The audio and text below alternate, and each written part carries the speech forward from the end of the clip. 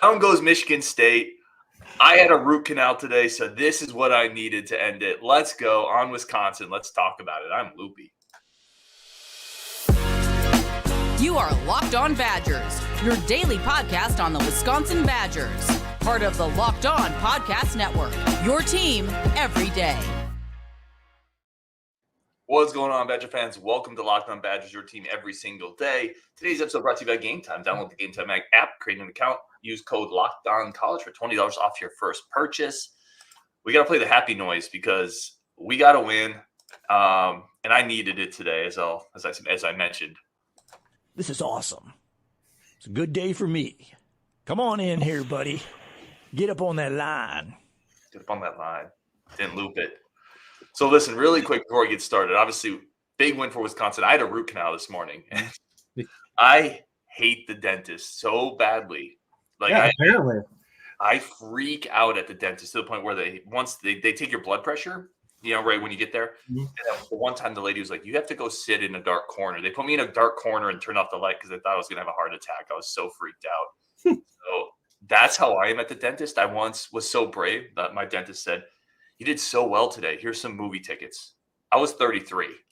That's how I am at the dentist. I was like, thank you. I did good. Did he let you pick something out of the toy drawer or whatever? So I had a root canal this morning. So I am still kind of looped up on some type of something, but I'm happy. I'm here for it.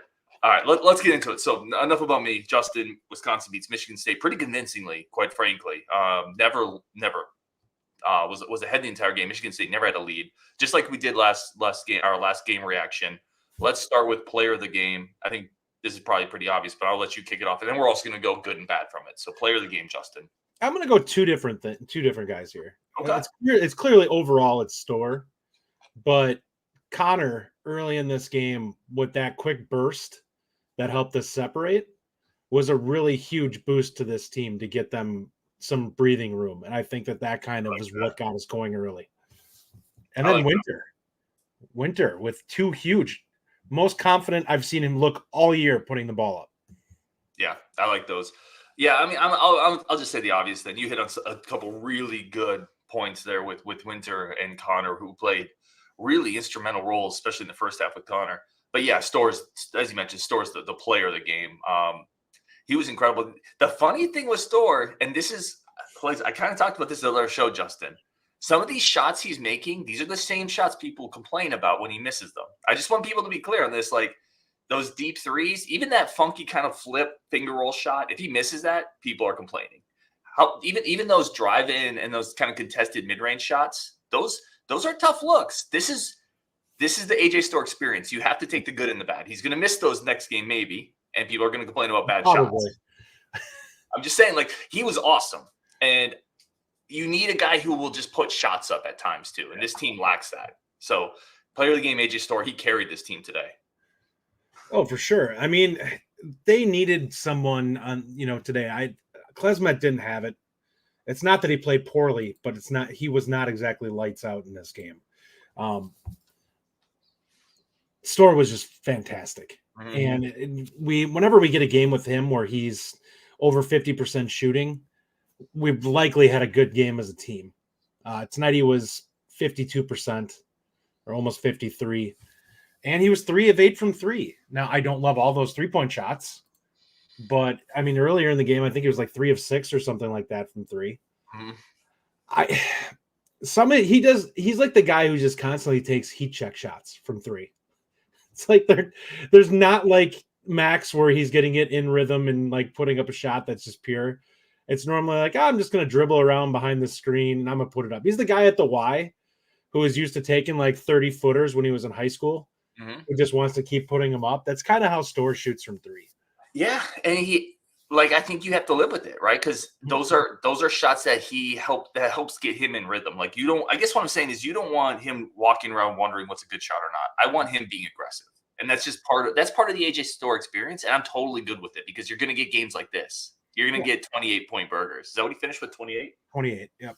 Yeah, you're going to get 28-point burgers. So also 7-8 from the line, getting to the line as he's done all year. That's really impressive. All right, let's go into one thing that you really like about this game that maybe flies a little under the radar. For me, I'm going to say it's the start for Stephen Crowl. Like we've had rough starts. Stephen Crowl, the thing, we talk a lot about frustrations with Crowl at times on this podcast, people in the comments, Badger community, about not being aggressive enough. And that's the thing when he plays really physical guys. But if they have more of a finesse big on him, he eats them up in the post. Like those kind of skinnier post guys that want to just pick and pop, Crowl eats those dudes up. And he had 6 early points in this half. I liked how he came out to start this game. Yeah, I think the 2 guys that covered him tonight just weren't capable of being overly physical with him. They were both thinner guys. And we saw aggressive Crowl tonight, where he was just like, all right, I'm gonna get physical with these guys. And it was really nice to see. I mean, he plays so well when he's like out there being a brute. It's like, I wish you would play like this all the time. But we just don't see it. When somebody it's like he gets intimidated when he plays somebody that's physically stronger than him. But yeah, he was really good. He was a big part of why we had the flow and why late in this game we kind of hit a lull. I was getting a little bit annoyed when they started to chip into the lead a little bit, because I'm like, why are we settling for 3-point shots? Like, go back into the post again and just get good actions, because right now all we're doing is kind of passing around the perimeter and then jacking up a bad 3. Give me an under. Well, I think that's a good point. We talked about it in the Discord a little bit. There was 2 possessions back to back where it literally was just ping around the perimeter. Nobody moved, kicked it in, kicked it back out, and there was no offense. I was at like the 5.5 minute mark, somewhere in that range. And then they came back after that media timeout, and they got better action. They went to that's when they got that kind of Crowl pick and pop. That was Klesman coming off the pick and roll. Crowl pick up top of the key. So they did get back, but you're going to have a lull at some point. I mean, the fact that Michigan State never got it under 10, like Michigan State they were going to like chip away at that lead at some point, just because they're Michigan State. Izzo's there. You're not going to keep them at 15 to 17 the entire second half. So my underrated in this one is going to be just the bench production. We were 20 plus points from the bench tonight, which is a big deal. That's something, if you remember last year, we had games where we had 0 from the bench. And it was not one game. I'm pretty sure it was multiple games. So that tells you just how different this team is this year. That was such an issue last year. That's a good point. Highlighted probably by Connor getting those kind of quick early buckets. Let's talk. Is there an underrated thing that annoyed you about this game? I'll let you kick this one off if you have one. I think we got a little sloppy with rebounding at times. They started getting some offensive rebounds, and we were doing an incredible job on the boards. That I just would have liked to tighten it up and be a complete effort. But, I mean, you're playing a team Izzo's teams are built on physicality. So that doesn't shock me that you have a little bit of lull when you build a lead and get way ahead, and you're just suddenly – it's hard to stay at that level of intensity for an entire game. Yeah, I think it is hard. And I have very little to complain about with this game. If you beat Michigan State and you lead literally wire to wire, and for most of the second half, it's double digits, there's very little to complain about. My one nitpick, and I said this in the Discord, people might already know where I'm going. You had Connor, like, we've waited so long for Connor to really, this entire year, to really get in a rhythm and really start feeling himself. He had that beautiful catch in the corner, pump fake drive, 15 to 18 footer. He had 8 points. What was it, 8 points in the first half? And then with 2 minutes left, he was in that groove. 2 minutes to half. I'm like, just don't take him out right now. This is the best he's felt all year. I would have let him in. I would have left him in. My other gripe is just, honestly, Gard really bugging me when we stretched out the lead and not subbing at all. Like, I felt like the starters played way too much time in the second half. And I realize you're afraid that maybe Michigan State makes a run. But this would have been a perfect game. Winter was playing really well. Connor was playing really well for the most part. Now, Connor was getting some foul trouble. But you had guys that were producing for you off the bench. Who cares if Connor fouls out? Who cares if Winter draws a few fouls? Get him out there and get him some battle scars against a team like this.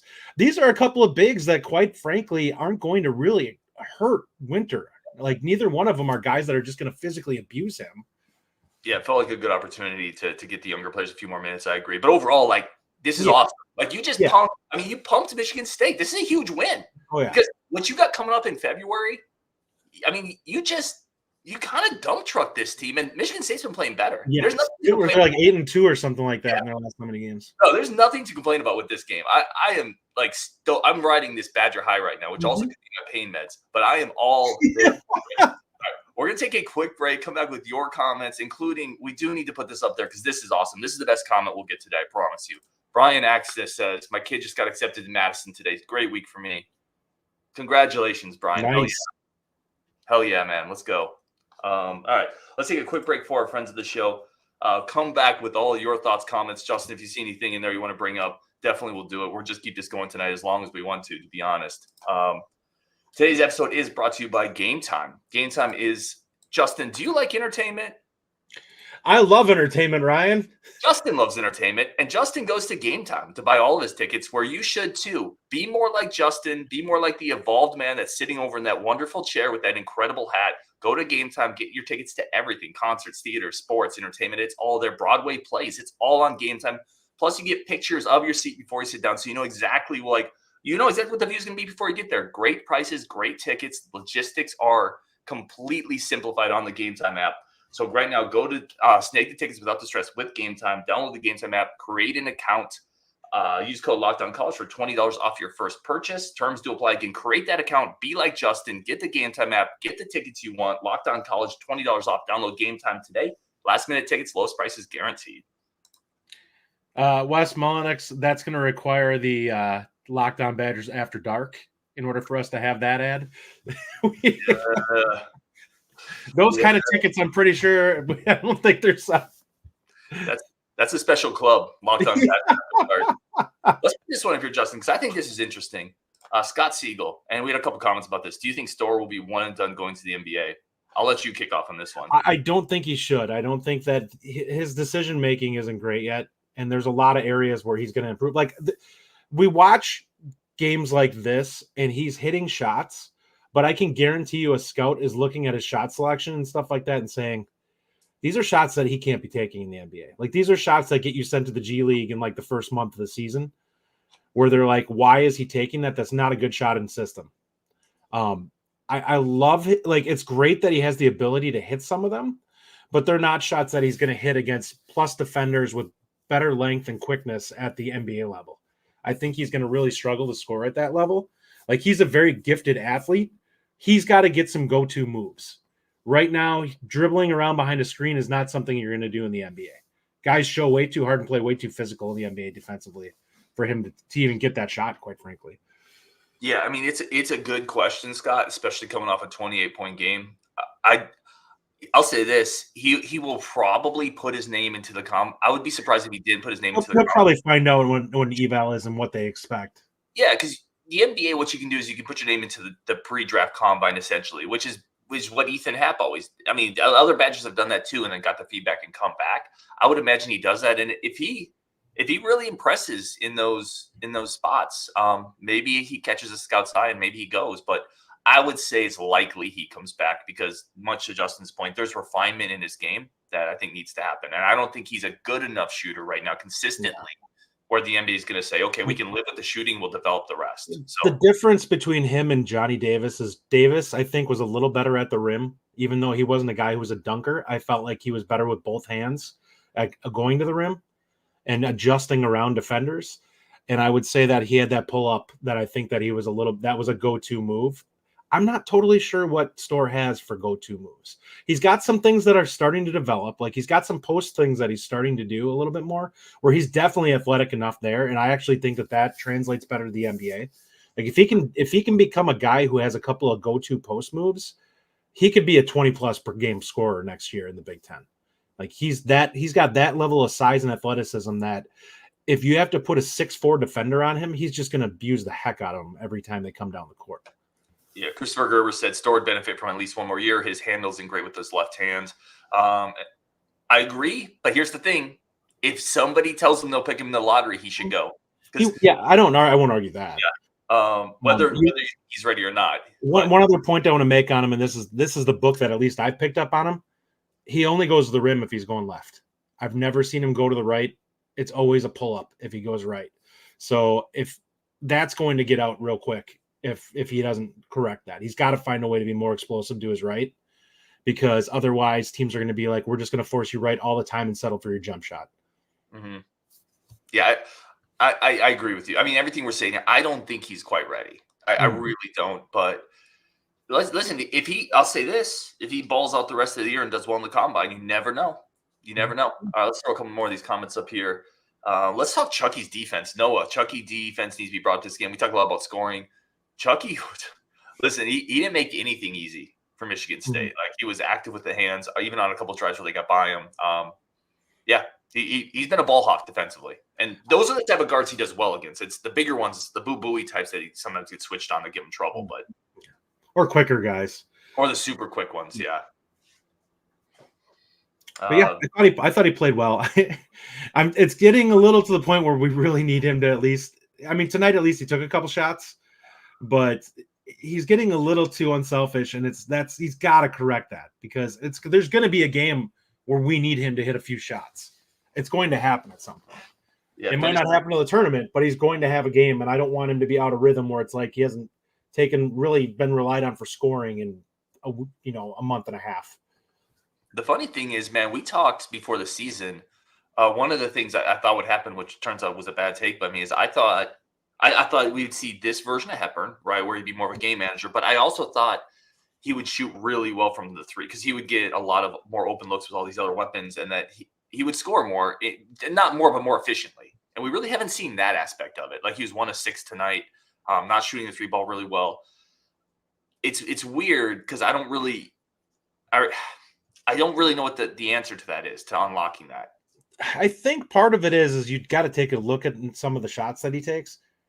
When he comes off the screen, off the pick, I think he needs to take that shot. We've seen a lot of it this year where he'll just continue to rotate the ball off of it. And it's like, that's a good shot for you. Like, you proved last year you could hit that at a high clip. He hasn't had a ton of chances to step into a three lately. And I think that's the issue. Max has mostly been getting those looks. Connor's been getting some more of those looks lately. We really haven't seen Chucky get a lot of those opportunities where he's had a chance to step into one and just let it rip. He took a couple of them tonight, but for the most part, he hasn't had them. I will admit, I love the fact that I'm not seeing that step back anymore. Yeah, the staple of last year's offense. Yeah. Late in the shot clock has not happened. Our offense has been so much better in late in the shot clock situations this year. And most of the time, we don't even have to get to that point before we find a decent shot. Can I interject one thing on that point, though? We've had 3 Tyler Wall 3-pointers in the last 2 games and late. To be fair on that inbounds play, I think that was just, he was the only guy that could get the ball to. I know. Listen, if I love Tyler Wall. Wall's been on the show. He's awesome. If my only option is to throw the ball to Tyler Wall with 3 seconds left off, I'm just going to throw it off the guys that guarding me on the inbound. Like, I love the dude. He does so much dirty work. Let's talk like that last offensive rebound, right? That Michigan State had that like final gasp, and it's Tyler Wall down there fighting with 2 guys to get the ball. He does so much dirty work, but he does. We have to find a better look with 3 seconds left on an inbound. Yeah, and it's funny because he does so many things, so many dirty work things that people just don't give enough credit to. And his game is just so all over the place, and the things that you traditionally look at for a player. Like the scoring and stuff where you see things and it's just like, what is he doing? But then he'll have games where he looks incredible. Like that under the basket game that he has where he ends up with reverses and stuff like that against guys. That is a plus skill. Like, there's not many guys that can make that move and get that shot. Very few. Most of the power forwards in college basketball don't have the agility to be able to do it. And he is a well above average power forward ball handling.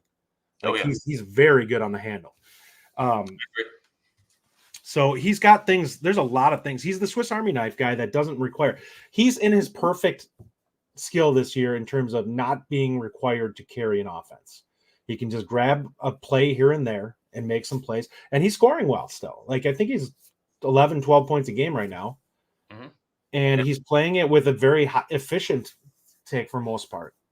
Yeah, he's more efficient. He's been better on the offensive glass. He's a versatile guy. He's also every good team basketball. Justin, you and I both watch NBA too. Every good basketball team has like a high energy guy somewhere on the wing in the front court. Somebody who just gets loose balls, who irritates the other team. Wall and Klesman are kind of those guys on this team, and those are incredibly important roles. They're unglamorous. They bring energy to everyone else too. That's the other part of it, is that you have those guys that if they bring their own energy, it rubs off on everybody else. It's one of those things I look for in like football with defensive linemen. I was looking at one of them today, and I'm like, if you have a guy that has a really high motor that just you could tell has that aggression and like energy about them, like that carries over to everybody else, because that guy's going to make plays just because he's going to continue to push until something happens. Whereas some of the other guys maybe take a play off here or there, and you're like, you want them to feed off of that so that the energy level stays. And that's the same thing in basketball. When a guy is making hustle plays and stuff like that, everyone else kind of gets amped up and starts wanting to make plays too. And that's why you see teams get on a run when somebody starts making a few of those plays. Especially at home, when the crowd starts feeding off of that. All right, we're going to take a quick break, come back, and we'll add somebody into the show. Take a quick break for our friends of the show over at FanDuel. Justin, do you like money? I like money. Justin likes money. Use FanDuel to make you some more money. Do it responsibly, but Justin likes it, and Justin can buy more Badger swag with that money. Right now, new customers, a $5 bet, get $150 back in bonus bets that you can spend on whatever you want on that FanDuel app. You believe in, listen, how much do you believe in this Badgers team? Do you believe in them a lot. There you go, Justin. And Justin likes money, and he likes the Badgers. That's a perfect marriage. You do that on FanDuel. Go over to the app right now. Sign up, FanDuel.com/lockedon. Make your first bet a layup. FanDuel is the official sports betting partner of the NFL. Perfect place, parlays, futures, teaser spreads. We talk about it. Fast, simple, easy, clickety-clack, in and out, whatever you want to do. It's all there on that app, online, quick, fast, easy. Payouts are super quick. FanDuel.com/lockedon. Get that $150 in bonus bets back with that $5 bet. Win or lose. Be like Justin, like money. Let's go. All right, let's bring Rajiv into the show here. Joining late, but joining nonetheless. How we doing, boys? We're doing good. We're happy with a 15-point win. Yes, I'll tell you, man. So you know what? We did a show the other day, Ryan, and I know it aired this morning, about enjoying the ride. And ever since we recorded that, I've been thinking a lot about that, and just like, you know, enjoying this season for what it is. We are 5-0 at home in the conference. We are 3-1 on the road. We're 8-1. We're almost halfway through the Big Ten season, and we're still at the top. What's not to like? What's not to like about this? This is fantastic. I mean, we swept Michigan State for the first time since 2003. I remember the season that we did that. I was in college, and it was just like it's so great to beat Tom Izzo like that, by the way, because it's not easy to do that. I don't care if, you know, how sort of they've fallen this year, but they've got incredible athletes on that team with Gard and Walker. That's a good team. And we are just really freaking good, and it's awesome. And I know I'm gonna get all hyped up. I'm not saying we're gonna like. I've been listening to you guys, just waiting to jump on and talk about this. Like, it's just, what's not to like about this? AJ Storr just doing what AJ Storr does, and the defense tonight, the aggressiveness, the effort, the passion we played with. Like, if we give that effort every single game between now and the end of the season, I'm telling you, we're gonna win the Big Ten Conference. Let's take some comments in here. Sorry. Yes, I agree though. Like, I agree. Peter says, I think we beat Purdue by 15. We are riding high here. I don't know about that. I mean, if I'm not mistaken, Purdue beat, who was it the other night? Michigan by 30.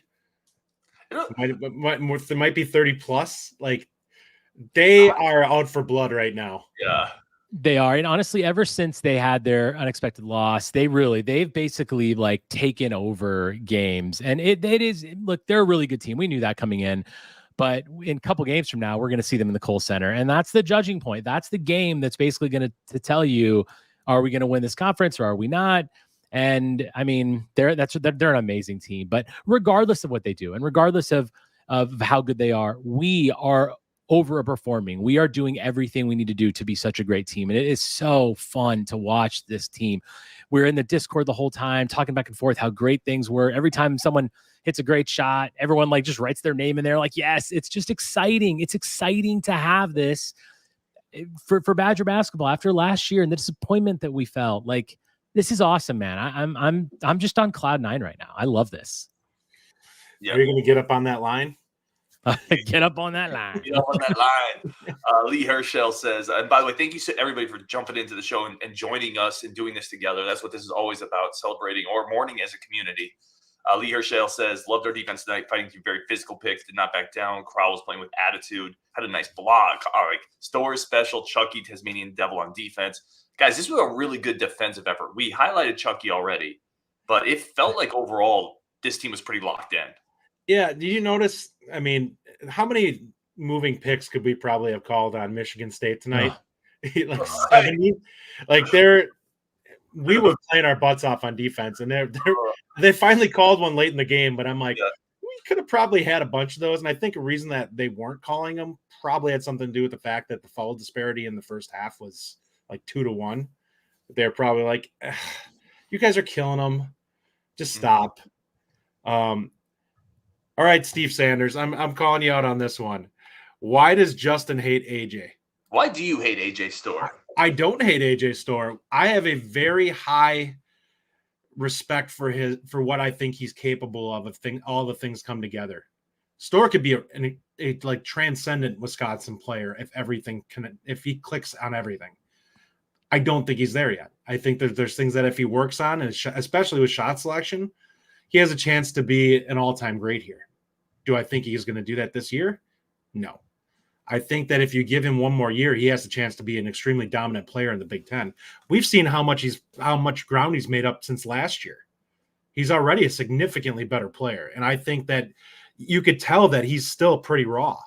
Like there's a lot of little things that he can clean up that if he waits one more year skill-wise, he'll be a much more skilled player. And I think Wisconsin's a perfect place for him to do this because he's going to be a focal point and he's going to be at a place where they're going to require him to do those things. Rebounding has already been significantly better than he was last year. He's just got such raw talent. I heard you guys talking earlier about whether he's an NBA guy, and I agree with Justin. I think that it's not, I think both of you actually said this, not quite yet. He is an NBA guy, one more year, I think, because he's just learning on the fly, and he's becoming such a focal point of the offense and of the team. And that confidence is growing with him, but the responsibility also grows with him, right? So he now has to really sort of harness all that and to kind of just to become a better player and to refine his game ever so closely. And one more comment I want to make about the defense is that one of the ways that I judge defense when I watch is like dribble penetration. I'm constantly looking for that and seeing how easy it is for the other team to do that. And I felt like that's the effort that sometimes we've lost in some other games, but boy, it was there tonight. Like they were, and those guys have a lot of athletes. Michigan State's full of athletes, and they were finding it really hard to get in the lane. And when they did get in the lane, it was great defense by Crowl and Wall and Gilmore and all the guys down low. And even Winter was playing hard. And Connor Essegian was playing hard. And like, that's great to see. They're going to get open shots sometimes. And man, like Hogard, I think, I don't know how many points Hogard ended up with, but looks like 19. I mean, like he was making threes. Everyone was just making shots, and that's going to happen. And especially when you're playing a team like that, that's going to happen. And we're going to face teams the rest of this conference that are going to make shots like that. But it's how we control the paint, in my opinion, and how we really like make it difficult for them. We can't just let guys go down there and get easy hoops and bucket and fouls and stuff. So I just thought the defensive effort was really good tonight, and I hope that continues. And even though we're scoring a lot more, if that defensive, intensity stays up, it raises our ceiling that much more. Yeah. On Storr quick before we kind of move off, because Steve has a couple comments in there. A couple of people do. I'm telling you, like, he's really good. And one of the points I made early in the show, Rajiv, I don't know if you heard this or not, because we kind of talked about this. Sometimes you need a guy who's just going to take shots too. And some of those shots aren't going to be good, but there's a lot of people on this team that don't take shots unless they're wide open. A lot of them. A lot of people who are pretty senior don't take. So sometimes you just need a guy who's going to take a tough shot. And sometimes he's going to miss those. And maybe we need to look at it more like Storr is filling the void on this team with those tough shots rather than he's taking bad shots. Yeah. I flipped on. I totally agree. And I know we talked about this the other night, and I feel like it is kind of a difficult thing for me to sort of reconcile in my head, because there are times where I feel like early in the shot clock when he takes those, that's where I'm like, did you really need to do that? But you're right. Like he does need to take those shots, because tonight, and you guys said it, I think when you started the show, it's like, well, some of those shots like that's what people are getting upset about when he takes those. And that's fair point. But I think that there are times where, later in the shot clock, he's going to take some of those threes. That's fine. And he's going to make them. But I will always say, and I've said this before, and I'll say this now, I love the aggressiveness. He is aggressive. He's doing that. And we do need that, because Chucky is not really that guy that's going to score at the last second. Now, he can barely score much at all at this point. He's doing a great job elsewhere. So we do need that guy that's going to take those shots. That's going to not be afraid to put the ball on the floor or take a tough three. Sometimes I do wish that earlier in the shot clock, when I see him do it, I'm like, ooh, did you need to do that? But that's the territory. I think you said it right, Ryan. Like that's what you get with AJ Storr. That's the story of him, I think, is what you said. And you're right. Like I I think that's a really good way to put it. It's just what we're getting with him. And there's good, there's bad, there's things that you wish he would do differently. But man, I mean, he's just being so heavily relied upon on this team right now. And the good far outweighs the bad. Oh, yeah. Jeez. I think as long as he's not taking shots at inopportune moments, like there's a massive momentum switch and he suddenly comes down and throws up a bad shot, then we're fine. In a game like tonight, when you have opportunities where you're up double digits the whole time, I'm fine with that, as long as you realize once you drop below double digits that you need to kind of lock it in and start getting back good possessions again. There are games where we do have him every once in a while where it's a tight game and you're like, dude, that is not the opportunity to be taken. That you need to value these possessions a little bit more. And he's gotten a lot better with it since the beginning of the year. And I think he'll continue to grow in that regard and learn when a heat check shot is a good shot to take. I don't have a problem with him necessarily taking, because he's proven that he's capable of hitting them.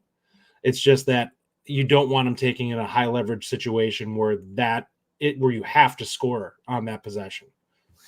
I want to throw one comment up here because Brandon Noble, Ryan, do you still think this team isn't deep? Brandon Noble, we have 9 players. Ryan still doesn't like this team. Brandon Noble, Ryan won't respond to the team being deep. He knows he's wrong. Brandon Noble, Ryan, stop flipping your hat around. You're not 9 years old. My goodness, dude, I can only get to so many comments at a time. Let's start with the hat one. Listen, with the hat one, I'm going to wear my hat however damn well I want. I'm just going to be honest. You do, buddy. You do. I had a root out tonight. I am out in the barn doing a podcast. I'm going to wear my hat however the damn well I want to. You had a root canal today? Yeah, this morning. We grew up on Ken Griffey Jr. This is how men wear hats. I don't care. You wear your hat how you do it. I'm going to wear my hat. It doesn't matter. It's a freaking hat. Let me talk to the depth thing, though, because I have been pretty consistent saying I don't think the depth on this team is quite as deep as other people have continued to say. Listen, if you have a night where Connor scores 8 and Winter plays better, the depth is better. I still feel like depth is an issue. Front court depth is an issue on this team. This has been their ceiling, not their game-to-game production. Connor's been a little better lately. He's been consistently hitting shots the last several times he's been out there, which quite honestly, if we looked at his stats over the last 10 games, I would guess that he's probably shooting over 40% from 3 again. Like he has been really on a heater in terms of his 3-point shooting for the most part. He's only taken a couple of shots a game, but most of the time he's been hitting them. So I think that you need to find a way to get him a few more minutes here and there if he continues to hit shots at this clip. Winter, he's been a little more inconsistent, but he seems to be getting more confident. Like I said tonight, this is the first time I've looked at him get the ball and just instantly go up with it when somebody's playing off. If that's the guy we're going to get down the stretch here, that's the guy capable of hitting a couple threes for you in a tournament game that might be the difference in that game. And he's a guy with his length and his shooting stroke that you have to show out on him, because you can't let a guy with that kind of size, you can't play off of him. It's too easy for him to shoot if you're a 6'8" guy playing 5 feet off of him. He's a weapon. I sure think we could be a lot deeper if Gard would play some of these guys a little bit more. Like, certainly, I know you guys talked about this already, but like Essegian needed more minutes tonight. Nolan Winter needed some more minutes tonight. I'm just kidding. I was so happy about him tonight. Look, but that is that's how you develop the front court depth, though, is like I mean, Nolan Winter is gaining confidence as games go on. And I think defensively too, he's getting a little stronger. Like, yeah, obviously that was kind of a weak point to begin. I think tonight I really liked his aggressiveness defensively and just the ability to just get in the game. And he wasn't afraid to be a big down there and try to be a good rim protector. So I think that's how you develop him more. I would like to see these guys getting a few more minutes, but I get it. Like, I understand that Gard's going to do Gard. We don't always love his rotations, but there's so much to love about what's going on that I'm not going to nitpick the number of minutes that I saw tonight. But sure would have been nice to see Connor and Nolan out there a little more time. I'm going to make an observation on this. I think that this is a game that is on Greg Gard's radar in terms of this is one that he really wants when we play them. And I think that you could see it in the way that he coaches the game and that his rotations are really slim. He does not like to play a bunch of extra people if he thinks that it's potentially going to put the game in doubt, whereas he's more willing to do that against other people. I take that as a sign of respect for Izzo, that he is afraid that if he gets a little too loose with his rotations, that he's going to, potentially cost himself the game. But at times like this, when you're up 15 or 18 or whatever we were at one point, it's like, all right, if it slips down to 10, put the starters back in. But we could probably let this rip for a little bit with Blackwell out there and get Connor out there, especially with some of the rotations he plays in the first half, where I'm looking at it and I'm like, there's like nobody out there. Like, you have a backup point guard and Gilmore and like 3 other players that you're like, what are we doing? Like, how? Like, this is a hockey line shift that you put out there. Yeah, like again, it's so funny. The more you talk on these shows and episodes, and the more you go into the weeds, you start finding these little. And I'm not saying you're being critical of anything, Justin. I had the same kind of thought. But gosh, dang it, we just led Michigan State wire to wire and beat them by. They never were in the game in the second half. I am so into this right now because this team legitimately. This was an NIT team last year. Yeah. Like we could knock off Purdue next week or this week coming up and set ourselves up. Like, this is incredible. And I'm so stoked. So yeah, would I have liked to have seen Connor play those last 2 minutes in that first half because he was on a heater? Absolutely. Should Blackwell get more than 12 minutes? Yeah. Like, yes, he should. Yeah. There's got to be something going on there. So Blackwell, that's 2 games in a row where he's about half of the minutes that he's had. Like, that's weird. But on the same token, can you really say he should have played more when we just went wire to wire against Michigan State and they were? I mean, I guess yes, if you're looking at it from the standpoint of you're trying to build further depth. Like, with the way Winter played, especially in the first, there really wasn't anything I looked at when I watched him play tonight where I'm like, we could steal him 5 minutes. Like, you can go back out there. He played hard when he was in there against the 2 guys, and he matches up really well with the front court guys from Michigan State. I don't really love him on Hall, but he's probably more athletic and better, more capable of playing against him than Crowl is to an extent. Like, Crowl, Hall can kind of do some things. And we saw what happened to Carter Gilmore against him. My God. There was a moment there that wasn't pretty. Yeah, that could be like multiple posters. It was so bad. Rajiv, let me ask you this, because this is something we're getting some Ryan 2024 comments. Listen, I'll put my hat in. See what I did there? Yeah, buddy. Yeah, buddy. You can put it. It can be backwards too. I'm sorry. I just listen. I had a root canal today. Whatever. Rajiv, I asked Justin, and we both kind of talked about what's something underrated from this game, either good or bad, that isn't being talked about from your perspective. Well, I mean, I think you guys already kind of touched on it. For me, it's really Winter's confidence. And I know that I talk about Winter a lot, but I think that we've talked a lot about the front court depth, and that has to be better if we're going to be long-term. And so I think that to me is just every game that I see him playing a little harder and doing a little more, that's absolutely huge for me.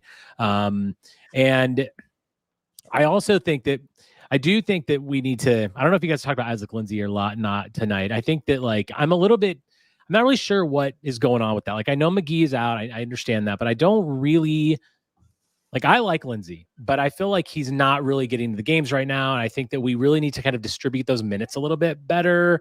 He only had 3 minutes tonight, which I'm surprised. I thought he had more than 3 minutes, but I think Blackwell and Max really need to be running the point when Chucky's not in there if Kamari's not playing. I don't really, as much as I like Lindsay, I just don't understand why I don't understand. Max should be playing point. I think he can, and so can Blackwell for that matter. Like, at least give them a run at it. And I know Chucky played 32 minutes tonight.